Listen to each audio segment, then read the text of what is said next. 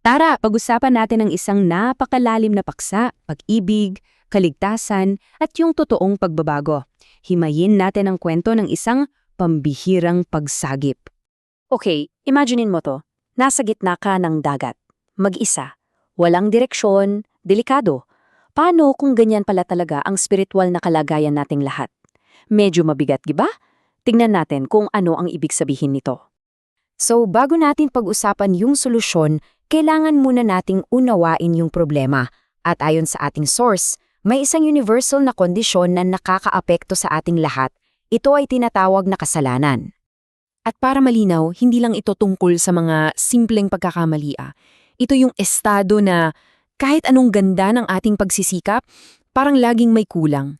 Hindi natin maabot yung perpektong standard ng Diyos. At ang sabi, lahat tayo, kasama dyan.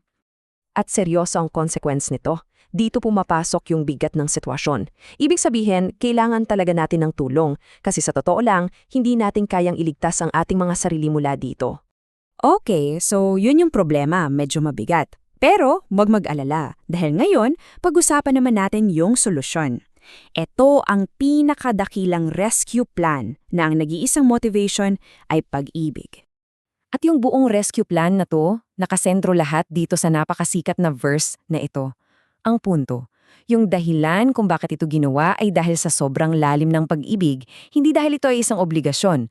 Pag-ibig talaga yung pinagmulan. At ito yung pinaka-importante sigurong punto. Ang pag-ibig ng Diyos walang kondisyon. Hindi ito yung mamahalin kita kung hindi. Ang sabi nga sa source, nang tayo'y mga makasalanan pa, si Kristo ay namatay para sa atin. Ibig sabihin, minahal na niya tayo bago pa man tayo naging karapat-dapat. Yun yung tunay na unconditional love. So, kung regalo pala ito, paano natin to tatanggapin? Kasi kung regalo, hindi ito pinaghihirapan, tinatanggap lang, di ba? Yan ang sunod nating titingnan. At tingnan nyo tong comparison na to. Sobrang linaw. Sa isang banda, andyan yung pagsubok na pagtrabahuhan ang kaligtasan.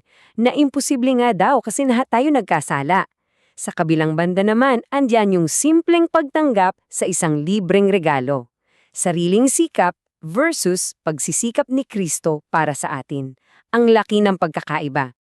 So paano nga ba? Simple lang daw ang mga hakbang. Number 1, aminin. Aminin mong kailangan mo ng tulong. Humility yon. Number 2, maniwala. Maniwala ka na si Kristo namatay siya para sa'yo, para sa mga kasalanan mo. At number 3, tanggapin. Tanggapin mo na lang yung libreng regalo, hindi kailangan tagtrabahuhan, kailangan lang tanggapin. Okay, so tinanggap mo na yung regalo, tapos na ba? Hindi pa. Actually, dyan pa lang nagsisimula ang lahat. Kasi yung pagtanggap na yon ay simula pala ng isang complete transformation, isang buhay na tuluyang nagbago. At pag sinabing pagbabago, hindi ito yung parang nagre-renovate ka lang ng bahay ha. Hindi, ito yung parang ginaba yung luma at tinayo ang isang bago. Sinasabing nagkakaroon ka ng bagong puso, bagong espiritu, yung mga luma, wala na. Lahat ay nagiging bago. You become a new creation. At ano yung resulta nito sa araw-araw na buhay? Well, una, wala na yung bigat ng guilt. Kalayaan. Pangalawa, may bago kang source ng saya. At higit sa lahat, nagkakaroon ng tunay na meaning at purpose ang buhay mo dahil kasama mo na ang Diyos sa bawat sandali. Okay, a new heart. Sounds good. Pero teka, di ba pag religious, ang daming bawal? Ang daming rules. Parang hindi masaya. Yan yung laging iniisip ng marami. Tingnan natin kung ano ang sinasabi ng source tungkol sa kagalakan ng isang bagong puso. So yan yung tanong, 'di ba? Yung pagsunod ba sa utos ng Diyos, pabigat ba talaga? Is it a burden? O baka naman mali lang yung pananaw natin dito? At ito yung sagot. Ang kanyang mga utos ay hindi mabigat. Bakit? Kasi pag nagbago na yung puso mo at mahal mo na ang Diyos, yung pagsunod, hindi na yung I have to, nagiging I want to. Nagiging natural na response na yan ng pagmamahal mo sa Kanya, hindi na pabigat kundi kagalakan. Okay, reality check, perfect na ba tayo pag tinanggap natin si Kristo?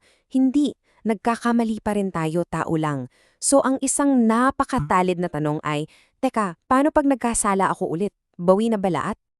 At dito papasok yung pangako ng kapatawaran. Sabi dito, kung ipapahayag natin ang ating mga kasalanan, tapat siya na tayo'y papatawarin. Ang ganda, no? Hindi ito one-time deal. It's a continuous relationship. Ang mahalaga ay yung pusong nagsisisi. Laging may pagpapatawad na naghihintay. So yon, pinag-usapan natin ang isang rescue plan, isang regalong libreng-libre. Inilatag na ang lahat. At sa huli, ang tanong ay bumabalik sa'yo. Ano ang magiging tugon mo dito? Nasa sayo na ang desisyon.